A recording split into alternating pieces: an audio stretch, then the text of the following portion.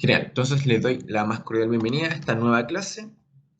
Como les mencionaba, hoy día vamos a comenzar un nuevo capítulo que es sobre intercambiadores de calor.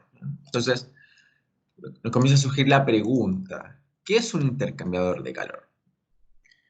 Tenemos esto, que es como la parte más clásica, vamos a decir, donde suceden todos los procesos de transferencia de calor.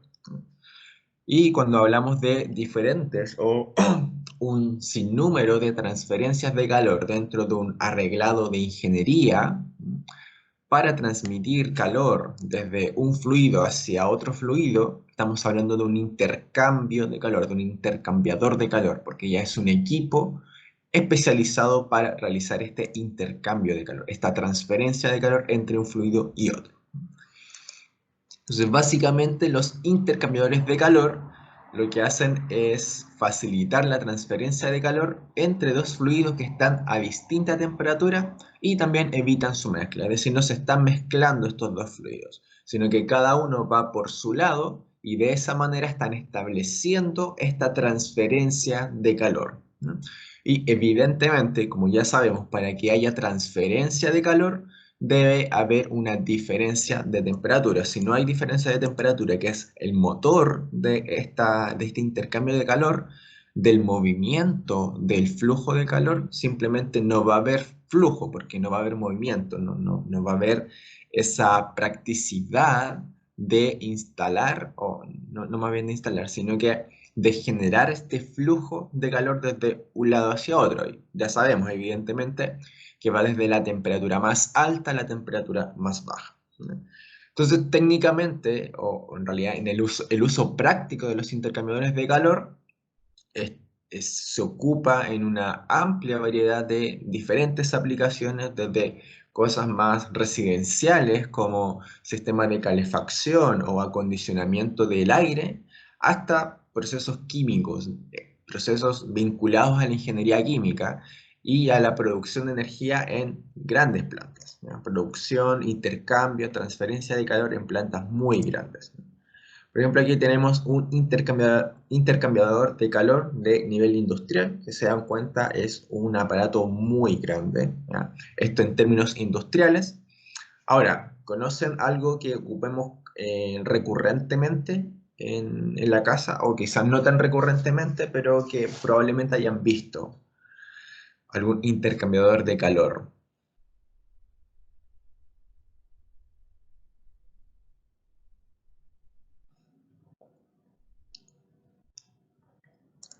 Intercambiador clásico que quizás hayan visto son los típicos calefactores de gas que pueden estar adheridos en algunas instalaciones, quizás son un poco más antiguos, sí, pero funcionan de esta misma manera. Básicamente dentro fluye un gas que está caliente, puede ser agua caliente también, el fluido que está caliente, y eso va a temperar la habitación donde está ubicada este calefactor, ¿no? Entonces, eso es exactamente lo mismo que se utiliza en una industria. Básicamente, entonces, transferir el calor entre dos fluidos a distinta temperatura, desde la temperatura más alta, desde el fluido con la temperatura más alta hasta el fluido con la temperatura más baja, y evitando la mezcla. Es decir, no deben mezclarse estos fluidos, porque si no, estamos hablando de otros tipos de procesos. Aquí, intercambiadores de calor, simplemente no hay mezcla de estos dos fluidos. Entonces habíamos analizado desde el punto de vista, desde esta perspectiva hasta ahora, la transferencia de calor en una tubería que estaba compuesta de dos formas. Primero, una convección desde el interior del fluido que se está moviendo, una conducción, una convección, digo, desde el interior del fluido que se está moviendo, una conducción del material con que está compuesta finalmente esta tubería, y una convección que está puesta por el fluido o más bien afectada por el fluido que está fuera de la tubería, que está pasando fuera de la tubería. Entonces, finalmente, toda la transferencia de calor que se realiza en esta tubería está compuesta por, por estos tres procesos de transferencia de calor. Recordemos que ahí le llamábamos resistencia. Cada uno de estas instancias, convección, conducción y convección, lo determinamos a partir de las resistencias que ofrecían al paso del flujo de calor cada uno de estos procesos que estaban implicados en nuestro sistema.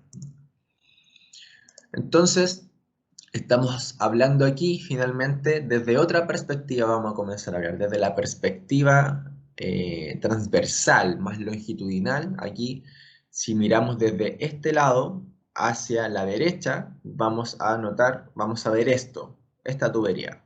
Pero si miramos longitudinalmente, vamos a ver que la tubería está compuesta de esta manera nuevamente. Entonces nuestro flujo de calor, o sea, nuestro fluido está fluyendo aquí por dentro. Ahí tenemos un fluido por fuera y los separa para que no se mezclen estos dos fluidos a distinta temperatura, una pared que es la pared de la tubería, finalmente. Entonces, de esa manera estamos estableciendo este intercambio de calor. Entonces, nos toca preguntarnos, ¿de qué depende la transferencia de calor en los intercambiadores? ¿No? Ustedes díganme, por el chat o por el micrófono, ¿de qué creen ustedes que depende esta transferencia de calor en los intercambiadores? Viendo esta imagen.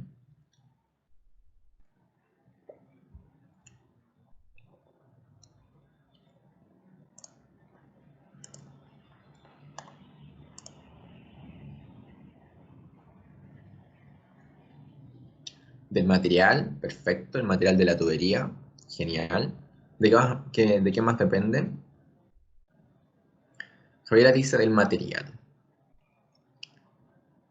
¿Qué más puede depender esta transferencia de calor en este sistema que vemos en la diapositiva?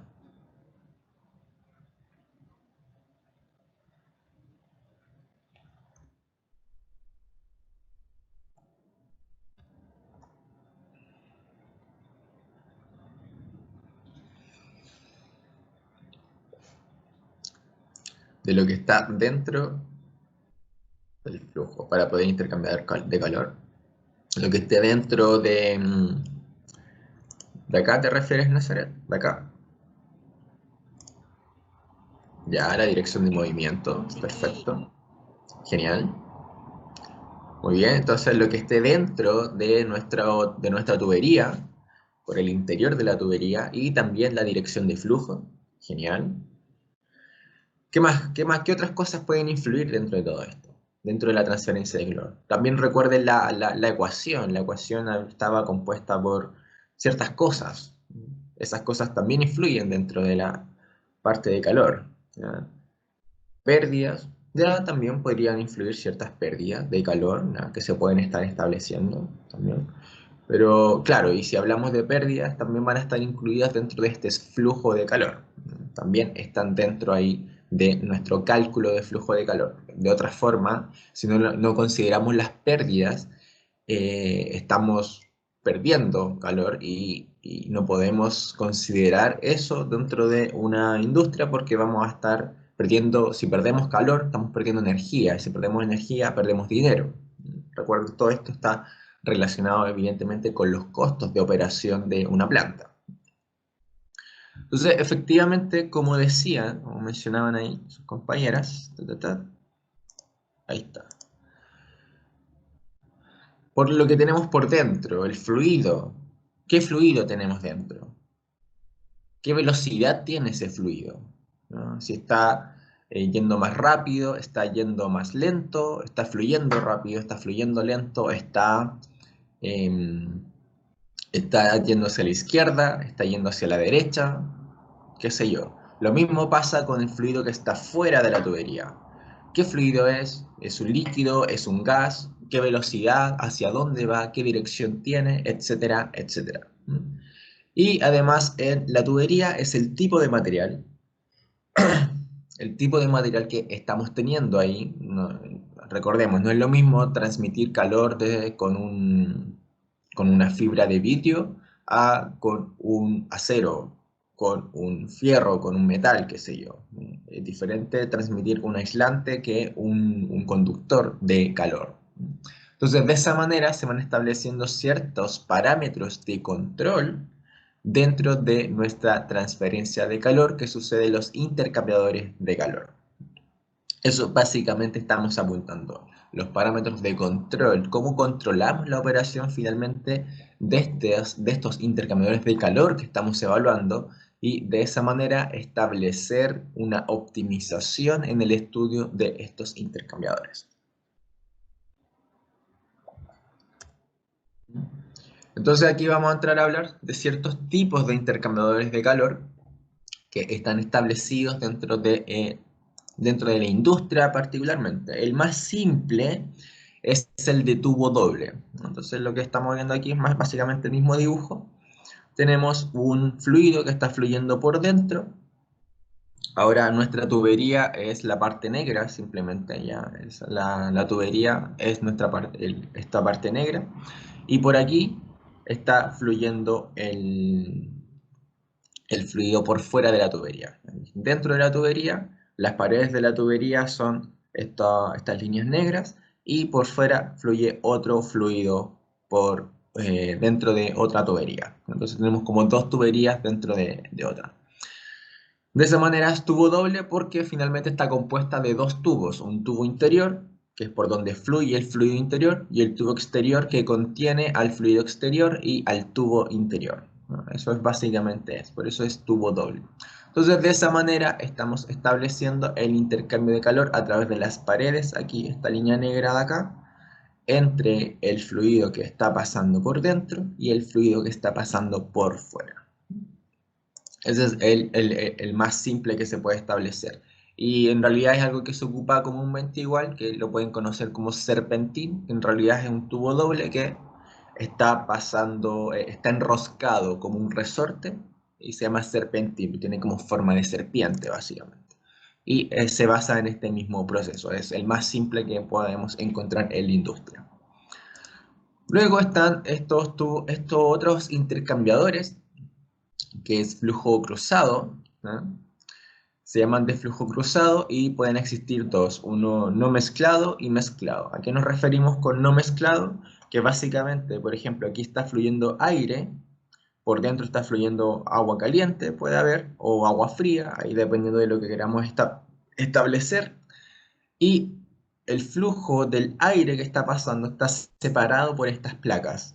Y estas placas, como separan evidentemente, no están mezclando nuestro flujo de aire, el flujo que está entrando por acá.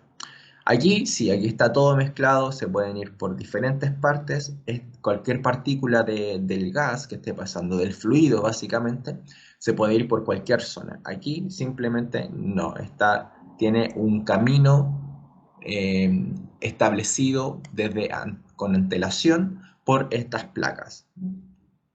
El flujo, sin embargo, por los tubos siempre es no mezclado. Cada fluido en cada tubo está separado de otro tubo. No hay mezcla de ninguna parte del fluido que está fluyendo por dentro de estos tubos, ¿no? Entonces aquí se intercambia calor a través de un flujo que básicamente va fluyendo cruzado, va fluyendo perpendicular, por eso se llama cruzado, perpendicular al flujo de lo que está pasando dentro de estas tuberías, ¿ya?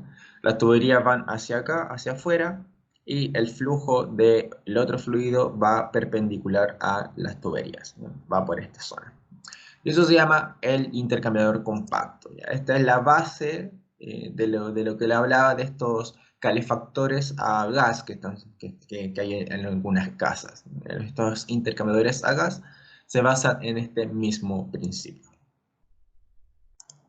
Tenemos los intercambiadores de tubo y coraza, que estos son los más utilizados en la industria, que de hecho fue la primera imagen que les mostré, que básicamente tenemos una coraza, una especie de barril grande, estos son muy grandes, y por dentro tenemos diferentes tubos por donde fluye el fluido que queremos enfriar o calentar dentro de todo esto, y de esa manera establecer el intercambio de calor en cada tubo. Entonces hay cámaras separadas donde fluye nuestro fluido que va pasando por dentro del tubo, y en la coraza tenemos el otro fluido con el que queremos intercambiar calor que entra por otra parte, ¿no?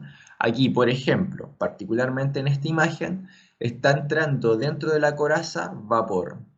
Vapor, por lo tanto, es el fluido que está más caliente. Por lo tanto, la transferencia de calor va a fluir. Va a ir desde el vapor, que está en la coraza, aquí en todo este alrededor, hacia el fluido, el líquido que está entrando por estos tubos. Y se va por estos tubos aquí, hasta la cámara D1 que llamo. Y sale el líquido que va a estar a una mayor temperatura. Como este líquido va a estar a una mayor temperatura, significa que el vapor perdió temperatura. Por lo tanto, sale como condensado, porque efectivamente perdió temperatura y sale un condensado de este vapor. En forma líquida, claramente. Entonces, aquí particularmente el líquido gana temperatura y el vapor pierde temperatura. Por lo tanto, hubo una transferencia de calor en toda esta zona a lo largo de todos estos tubos. Y eso es el tubo y coraza, que existen diferentes tipos también.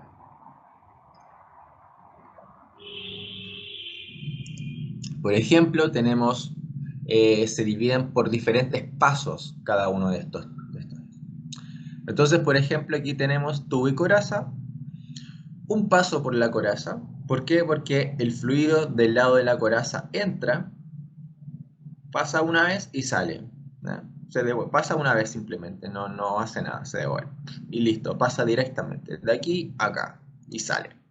Un paso por la coraza y dos pasos por los tubos. ¿Por qué dos pasos por los tubos? Porque el fluido por los tubos entra, hace un zigzag y se devuelve. Entra 1, se devuelve 2. Entra 1 y se devuelve 2 y sale. Por eso es dos pasos por el tubo. Un paso y dos pasos. La coraza, un paso, es directo. El fluido por dentro de los tubos, un paso, dos pasos. Por eso un paso por la coraza y dos pasos por los tubos. Luego tenemos otra configuración que también es estándar y ahí podemos agregar cuantos pasos queramos básicamente, ya sea por la coraza o por el tubo. Aquí, dos pasos por la coraza porque el fluido entra por la coraza aquí. 1 y 2, ¿ven? Antes de salir. 1 y 2, no es directo como aquí, 1, sino que es 1, da una vuelta y 2. Dos pasos por la coraza y los tubos nuevamente. 1, 2, 3, 4. Cada zigzag, cada vuelta de esta S que estamos haciendo básicamente, cada vuelta que hace es un paso. Entonces, finalmente, dos pasos por la coraza, 1, 2, una vuelta, dos vueltas, y cuatro pasos por los tubos, una vuelta, dos vueltas, tres vueltas, cuatro vueltas, etcétera, etcétera. Entonces, así podemos establecer cuántos pasos por la coraza y cuántos pasos por los tubos nosotros queramos, ¿no? Ahora, evidentemente esto siempre es aumentando el doble. Si queremos hacer 4 pasos por la coraza, van a ser después 8 pasos por los tubos, y así sucesivamente. Entonces, podemos hacer cuántos pasos por coraza y tubo, lo que requiera finalmente el sistema. Si queremos intercambiar con mucha energía o muy poca energía, ahí podemos aumentar o disminuir la cantidad de pasos por la coraza y por los tubos que nosotros requiramos, que el proceso requiera finalmente. Entonces, estos son los diferentes tipos de intercambiadores que existen dentro de la industria, son los que más ocupan dentro de la industria. Y ya les mencioné, aquí vamos, son muy grandes, se dan cuenta, son mucho más grandes que la altura de una persona, ¿no? Y de largo son absolutamente también muy grandes. Y estos. Y también están otros que son más tecnológicos, que son los de placas. ¿Por qué los de placas? Porque finalmente se establece un contacto más íntimo, sin mezclarse claramente entre los dos fluidos. Entonces, por ejemplo, particularmente para este sistema, tenemos una entrada de líquido caliente y una entrada de líquido frío. Entonces, por ejemplo, veamos el sistema del líquido frío. El líquido frío está estableciendo aquí y por diferentes placas, que son pequeños tubos básicamente que están en estas placas, baja y después sigue por su línea. Lo que está pasando es que este líquido frío baja por estos tubos muy pequeñitos que están en estas placas, pero también este fluido caliente, este líquido caliente, está fluyendo por la parte externa de estos tubos y se va por otra línea, ¿no? Entonces, aquí se establece en estas placas un contacto íntimo por estos mini tubos, podríamos decir, o microtubos. De esa manera, como estamos disminuyendo el área, o sea, estamos disminuyendo el tamaño, estamos aumentando el área superficial.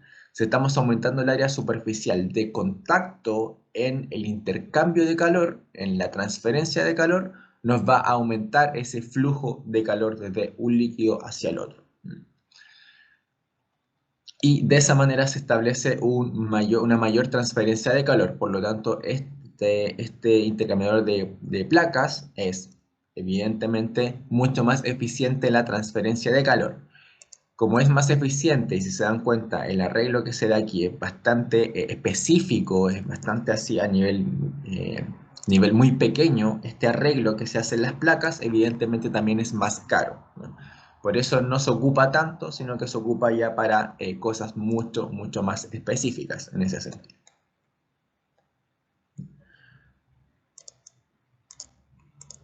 Aquí, en este anterior, se me había olvidado mencionarles, en este también se basa el radiador de los automóviles, de los vehículos de transporte. El radiador está basado también en este sentido. Pasa el aire por aquí y hay diferentes tubos que en el radiador donde pasa el agua caliente y se enfría finalmente por el paso del aire. Entonces el agua vuelve, la línea de agua del auto vuelve fría para enfriar el motor. Entonces después enfría el motor, o disminuye la temperatura del motor, el agua que sale del motor sale caliente y luego vuelve a pasar por el radiador para ser enfriada por el flujo del aire. Entonces así funciona también el radiador de los vehículos. Ahí se me había olvidado mencionarles aquello. Y existen muchos otros tipos de intercambiadores, ¿ya? Por ejemplo, existen intercambiadores de paso alternado, que se llama, ¿ya? Donde el flujo se llama que es regenerativo, ¿ya? Básicamente, lo que pasa aquí es una masa porosa, por ejemplo, una cerámica que absorbe calor, pasa el flujo de líquido o de fluido caliente, absorbe este calor.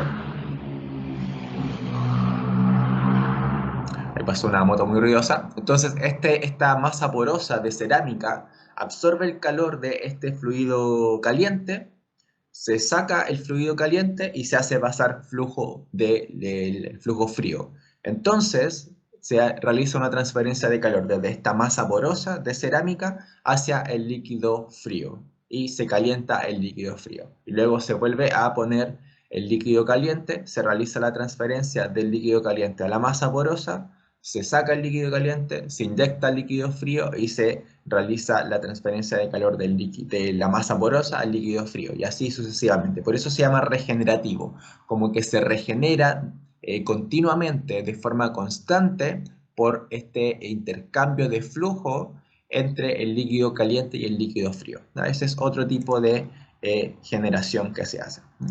Y básicamente dentro de la industria química, dentro de la ingeniería química, a menudo a los intercambiadores se les dan nombres específicos que reflejan específicamente, particularmente, la función que realizan, ¿no? Por ejemplo, un condensador, no sé si han hablado de un condensador, que es básicamente un intercambiador de calor donde uno de los fluidos se enfría y se condensa conforme fluye a través de este intercambiador, ¿no? Es lo que le mostraba en este tubo y coraza. Entra vapor, básicamente, y como se hace este intercambio de calor, disminuye su temperatura y se condensa, ¿no? Y por eso se llama condensador. Una caldera es un intercambiador de calor donde uno de los fluidos absorbe calor y se vaporiza, se evapora, ¿no? Se le llama caldera, se le llama vaporizador, etc., ¿ya? Simplemente porque se realiza este intercambio de calor entre dos fluidos donde uno de ellos se evapora. Entonces se genera una vaporización, una caldera.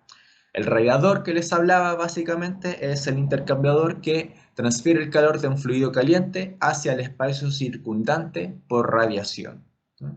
Por eso se llama radiador. Es lo que pasa básicamente en el radiador de los automóviles que Tenemos radiación, pero también tenemos la convección del aire, ¿no? Entonces hay diferentes tipos de aplicaciones que se le puede dar desde el punto de vista industrial, pero también desde el punto de vista de uso común de las personas en ese sentido. De aquí entramos, de aquí, eso voy a ocupar la pizarrita para mostrárselos.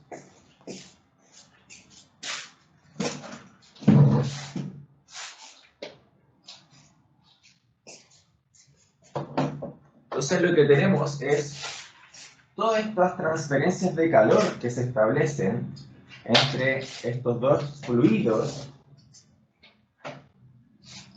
dentro de la industria, dentro de una planta, se establecen a partir de la relación entre esta configuración que tenemos. Básicamente, ¿qué configuración? Tubos, un tubo por dentro y un tubo por fuera, o un tubo interior y un espacio abierto al intercambio donde hay otro fluido. Entonces tenemos básicamente la configuración de un tubo, como les mencionaba. Tenemos el flujo interior y como les mencioné, ahora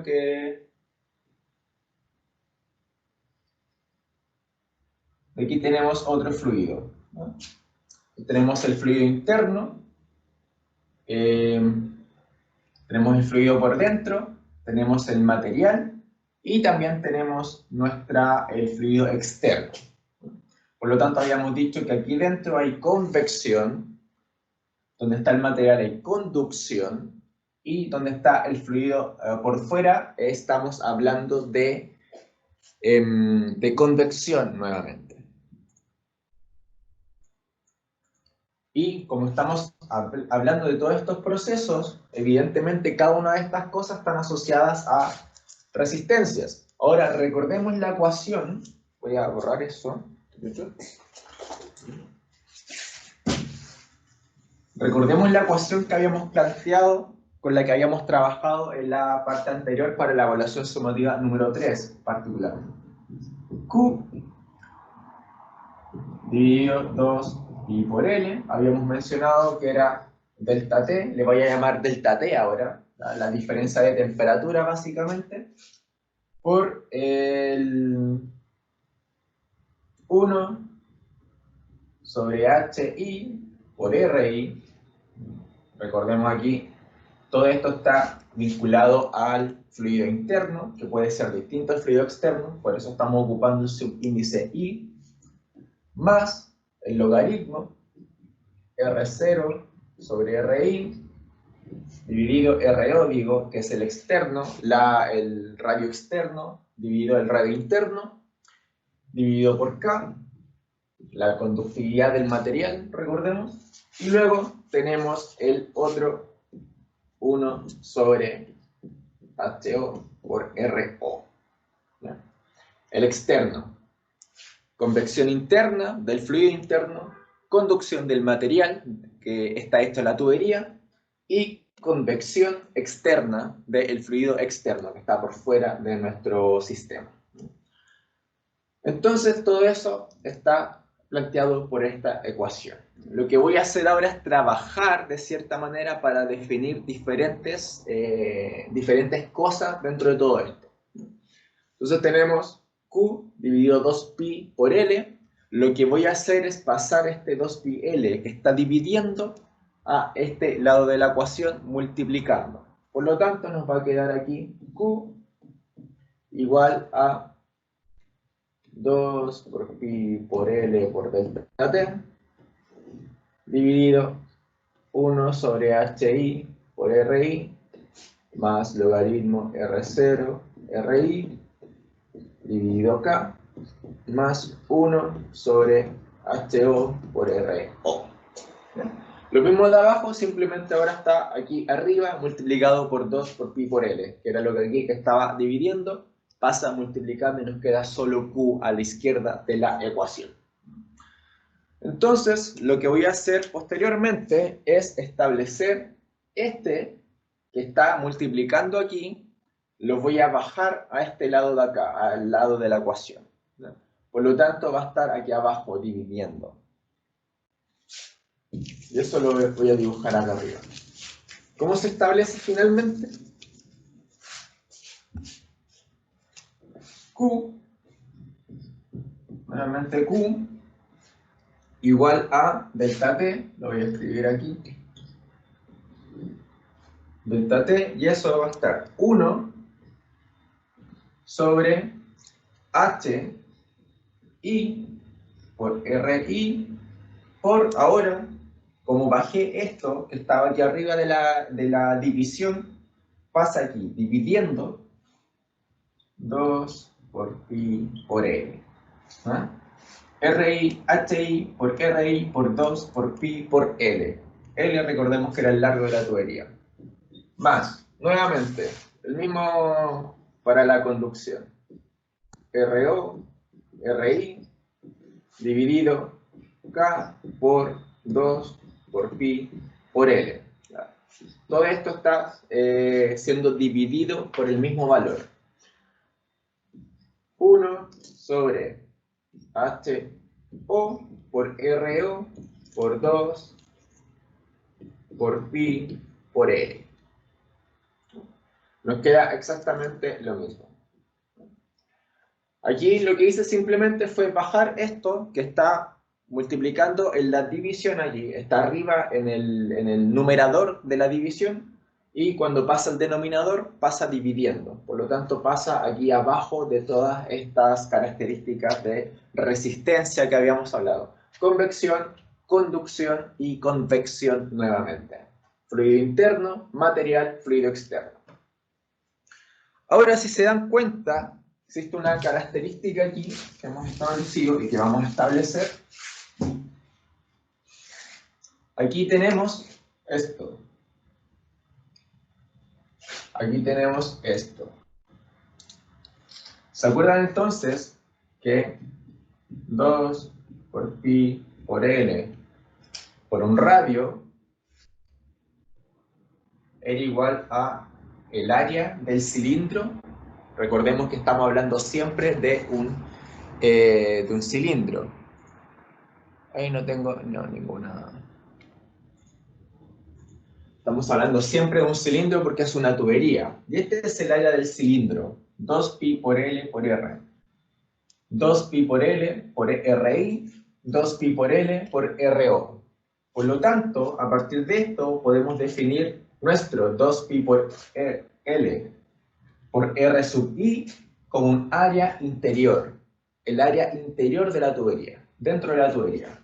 Y allá tenemos 2pi por L por RO, Rout, recordemos externo en inglés, out, con un área externa, out. ¿Sí? Entonces nos queda de esa manera. Por lo tanto, ocupando nuevamente esto, podemos escribir Q en función de un área. Y eso es lo que vamos a hacer ahora. Entonces, nos queda Q delta T dividido 1 sobre HI por, dijimos que esto era ahora AI, más logaritmo RO, RI sobre 2 por pi por L por K. Eso queda igual. 1 sobre HO por AO. Nos queda eso. Delta T dividido Q es igual a delta T dividido 1 sobre HI por ahí más logaritmo de RO sobre RI dividido 2 por pi por L por K. Y en la parte de convección externa nos queda 1 sobre HO por AO. ¿Ven? Subíndice I de interno, subíndice O de externo, ¿no? O out en inglés. Por lo tanto, nos queda de esta forma la ecuación, ¿no? Estamos simplemente arreglando, haciendo un arreglo algebraico para después llegar a un punto donde vamos a definir ciertos parámetros que van a ser importantes de considerar dentro de toda esta explicación. Entonces tenemos esta forma finalmente. ¿Qué establecemos ahora? Que podemos establecer nuevamente o redefinir nuestras resistencias en nuestra transferencia de calor.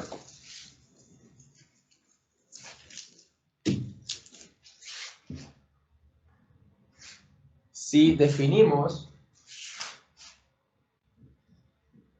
1 sobre HI por ahí como nuestra resistencia interna,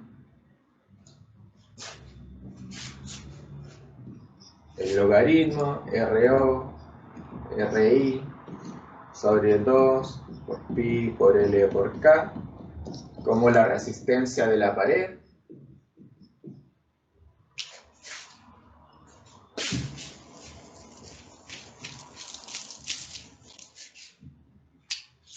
y 1 sobre HO, R, audio, AO, nuestra resistencia externa,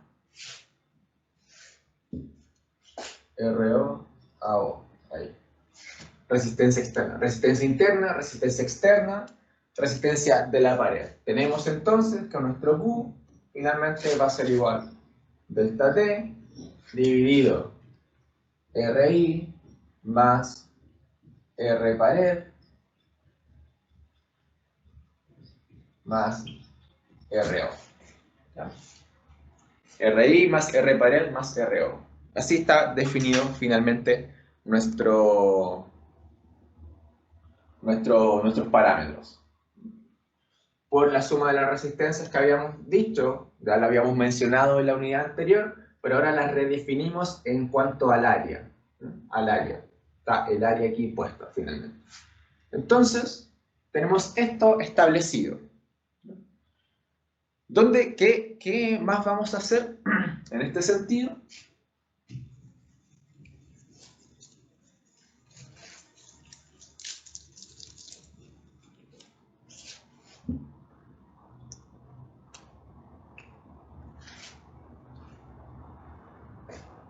Tenemos aquí el parámetro con las resistencias. Entonces, vamos a definir otro parámetro, que es el parámetro U. U es el coeficiente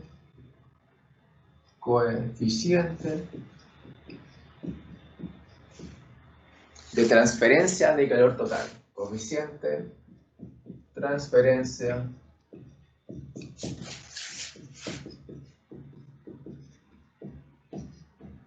calor total.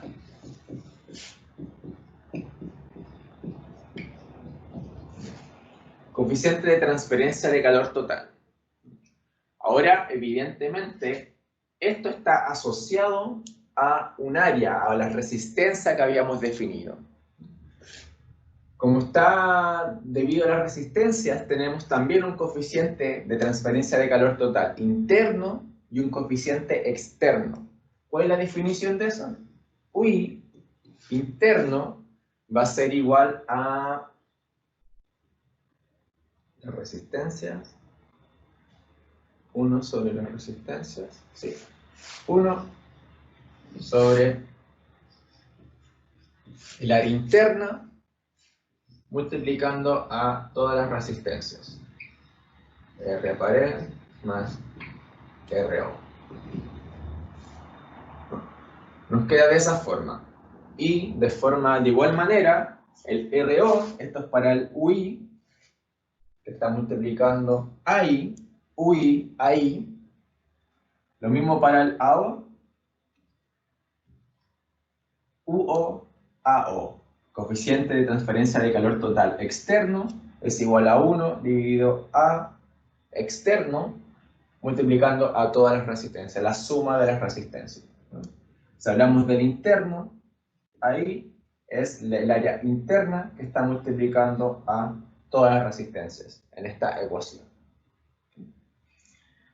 De esa manera, si definimos este coeficiente de transferencia total, interno y externo, y el total que está aquí, podemos establecer que finalmente nuestro calor, dentro de todo esto, está determinado por este coeficiente.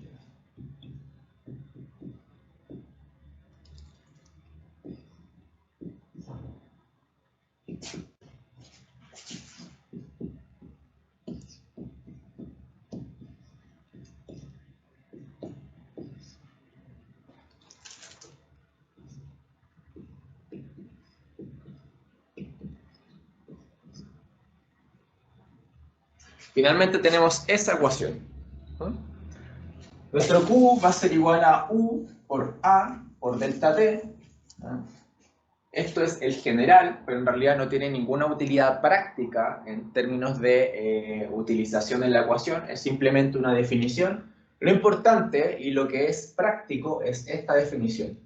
Q igual a UI por AI, por el área interna, por delta T, o lo que es lo mismo, UO por el AO por delta T. Esa es la definición. ¿Qué podemos sacar de esta definición finalmente? Vamos a ocupar este pedazo. UI, AI, delta T, igual a UO, AO, delta T. Aquí tenemos a la izquierda y a la derecha delta T. Por lo tanto, sacamos delta T afuera porque se saca, como está a ambos lados de la ecuación, se va.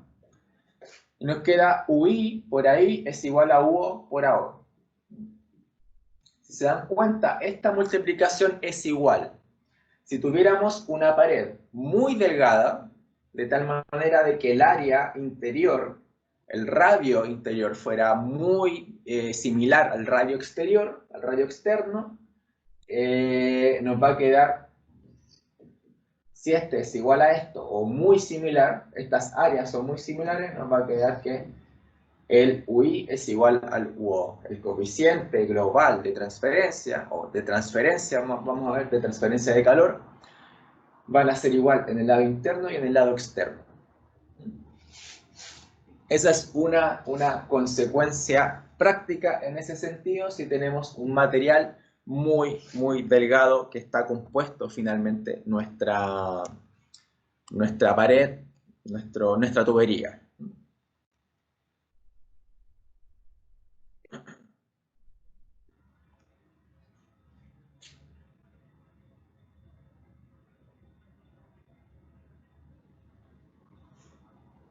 Nuestra tubería. ¿Qué significa finalmente esto? Que dentro de la resistencia habíamos tenido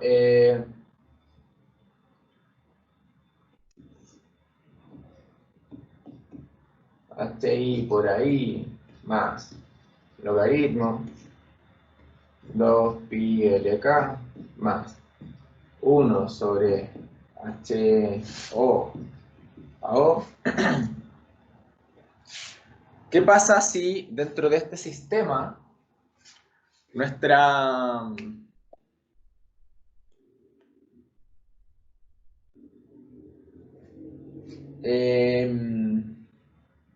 K es muy alto? Si es muy alto, significa que esta división, el logaritmo, 2 por pi por L por K, si K es muy alto, significa que esta división es muy baja. K alto significa la división muy baja, es muy pequeña. Por lo tanto, si tenemos una conductividad muy alta, significa que la resistencia que ejerce el material para la transferencia de calor es muy pequeña. Por lo tanto, es tan pequeña que puede ser despreciable. Si es despreciable, entonces la podemos sacar. Si la podemos sacar, tenemos entonces 1 sobre HI ahí más 1 sobre HO por AO. ¿No? Profe, Dígame. ¿Podría repetir de nuevo eso? Lo de K. Ya. Aquí estamos hablando como de casos especiales. ¿Qué pasa si K, si el espesor habíamos dicho es muy pequeño, significa que el área a ver, de K, si K es muy alto y además RO es similar a RI, los radios de la tubería son muy pequeños, no hay tanta diferencia, significa que el flujo de calor simplemente por la tubería, por la pared, vamos a ponerle, el Q de la pared es muy alto. O sea, sí, es muy alto, es muy elevado, pasa rápidamente de un lado hacia otro. Es como si tuviéramos, claro, un coeficiente de conductividad muy alto, es decir, un metal, algo que sea muy metálico, que transfiera el calor muy rápidamente. Transfiera el calor muy rápidamente. Ahí, entonces. Se transfiere el calor muy rápidamente, significa que dentro de la suma de resistencia se puede obviar, porque la resistencia, entonces, el R de la pared, va a ser muy bajo. ¿Ya? Va a ser muy bajo. Tan bajo que es despreciable. Si es despreciable, lo podemos sacar de la ecuación acá. Lo sacamos y nos queda finalmente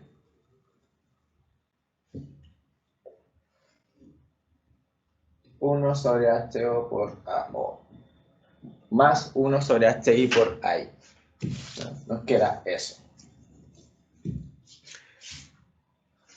Sin embargo, también habíamos dicho que si RO es similar a RI, significa que AO es similar a AI. ¿No? Esto lo vamos a sacar. ¿Qué significa eso? Que podemos sacar también este parámetro. Por lo tanto, nos va a quedar que 1 sobre U, el coeficiente total de transferencia de calor total, va a ser igual a 1 sobre HI más 1 sobre HO. Porque simplemente estos se van dentro de esta ecuación. Esto es 1 sobre U, lo habíamos mencionado. Se van, entonces nos queda 1 sobre U es igual a 1 sobre HI más 1 sobre HO. ¿Sí? ¿Cuál es lo particular de todo esto? Que finalmente si nosotros vemos esta ecuación, voy a escribir esta ecuación más grande, ¿quedó claro de dónde sacamos esto aparte? Simplemente asumimos que K es muy elevado y que el espesor del material es muy pequeño, por lo tanto el flujo de calor en la pared de la tubería es muy alto. Eso quiere decir que la resistencia es muy baja, no ofrece prácticamente ninguna resistencia. Es tan baja la resistencia que puede ser despreciable. Lo sacamos de la ecuación. Y además, si asumimos esto, que es muy pequeño el espesor, también asumimos que el área, las áreas son prácticamente iguales. Si son prácticamente iguales, entonces salen de la ecuación y nos queda esta ecuación más grande. ¿No? Son simplemente suposiciones que estamos estableciendo. Perfecto, dentro de esto. Entonces voy a escribir esta ecuación aquí.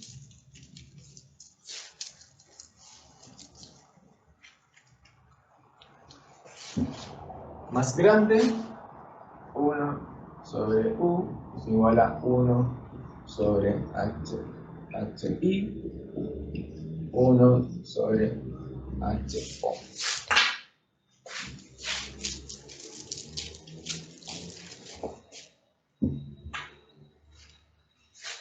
Entonces nos queda esa ecuación asumiendo las cosas que les había mencionado. Si llegamos a esta ecuación, finalmente vemos y observamos que ¿qué pasa si si tenemos diferentes parámetros del fluido interno y del fluido externo? ¿Qué quiere decir? Que el coeficiente de transferencia de calor total, este U, es dominado por el coeficiente que tiene la convección más pequeña. Alguno de estos más pequeños. ¿Por qué? Aquí en plano general. Si X es muy pequeño, si X es muy pequeño, 1 sobre X es muy grande, ¿ya? Aquí. Por lo tanto, si tenemos aquí un coeficiente de convección interno o externo, cualquiera de ellos es muy pequeño, significa que su influencia dentro de todo esto, la resistencia particularmente, recordemos, esta es la resistencia, va a ser muy grande. Por lo tanto, el flujo, el coeficiente de transferencia de calor total va a estar influido por el coeficiente que sea más pequeño. Va a ejercer una especie de cuello de botella, ¿no? Dentro de todo esto. Entonces, el coeficiente de transferencia de calor va a estar dominado por el coeficiente más pequeño, por lo tanto va a tener una resistencia más grande. Por ejemplo, ¿dónde pasa esta situación? Por ejemplo, supongamos que es HI. Si HI es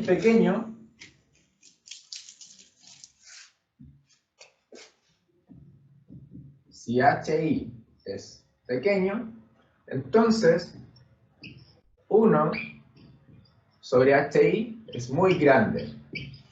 ¿Qué significa? Que 1 sobre HI es mucho más grande que 1 sobre HO. Es mucho más grande. Por lo tanto, nos queda que 1 sobre U es igual a 1 sobre HI. Es tan grande que podemos despreciar este parámetro, 1 sobre HO. Por lo tanto, nos queda 1 sobre U es igual a 1 sobre HI, que es lo mismo que U sea similar a HI. Nos queda de esa manera. Si asumimos que HI es el parámetro que es muy pequeño, es decir, que el fluido que está fluyendo adentro es el que tiene el coeficiente de transferencia de calor por convección más pequeño, significa que está dominando la transferencia de calor. Si la domina, significa que su resistencia es muy alta y es tan alta que es mucho mayor a la resistencia del fluido que está externamente. Por lo tanto, podemos decir al final, a partir de las ecuaciones, que nuestro coeficiente de transferencia de calor total va a ser igual al coeficiente de convección del fluido interno, ¿ya? Asumiendo esto. Entonces, esta situación se genera frecuentemente cuando uno de los fluidos es un gas y el otro es un líquido. ¿Por qué? Porque básicamente lo que está pasando es que la transferencia de nuestro gas va a ser mucho más pequeña. Por lo tanto, es el gas, la transferencia del gas, la que va a estar dominando nuestro sistema. ¿Cómo mejoramos esto? Porque no queremos que pase esto finalmente. No queremos que esté dominada prácticamente por una situación, porque de esa manera nuestra transferencia de calor va a ser muy poco efectiva. Si tenemos una resistencia muy alta, significa que va a estar dominada por ese sistema, en una condición de operación. Entonces, lo que establecemos aquí es, por ejemplo, colocarle aletas al sistema. ¿Cómo le colocamos aletas? Estas son aletas, no es un sol, es una aleta. Y por aquí está fluyendo nuestro fluido externo. De esa manera se realiza una transferencia de calor mucho mayor que si tuviéramos solo eso. ¿Por qué? Porque lo que estamos haciendo aquí es aumentando el área. Si aumentamos el área, ¿qué es lo que está pasando? Va a haber mayor transferencia de calor. Recordemos que la transferencia de calor depende del área. Eso es muy distinto a si solo tuviéramos esto. Esta área es mucho menor a el área con aletas.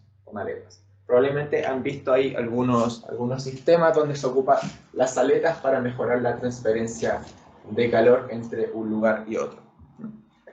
Para solucionar este problema, que no queremos que esté dominado por una sola parte del sistema, sino que sea la consecuencia de todo el sistema, entonces agregamos aletas para aumentar el área. Aumentando el área, aumentamos la transferencia de calor entre una parte y otra del sistema. Eso, con la parte del calor total en esta sección. ¿Quedó claro más o menos de lo que estamos hablando aquí? hacia dónde vamos finalmente a controlar todos estos parámetros. Dimos un caso especial. ¿Cómo controlamos ese caso especial para que no suceda? Utilizando aletas. Esto es lo que se utiliza básicamente en la industria para mejorar la transferencia de calor entre una parte y otra. Perfecto. Genial. ¿Va quedando claro o quizás es un poco enredo? Simplemente lo que hicimos fue definir este coeficiente. Porque con este coeficiente es finalmente el que vamos a seguir trabajando desde ahora para los intercambiadores de calor. Ya no podemos establecer, ¿por qué? Porque es más complicado establecer el radio dentro de los intercambiadores de calor, porque uno no se puede meter dentro de un intercambiador de calor porque está construido. Entonces, medir el radio, medir el diámetro, medir todos estos coeficientes es muy complicado.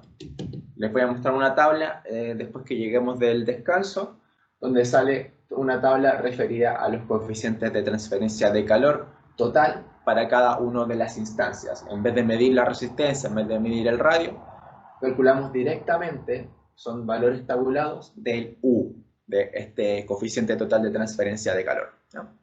Para allá vamos, finalmente, para mejorar los sistemas de transferencia de calor que llamamos intercambiadores de calor.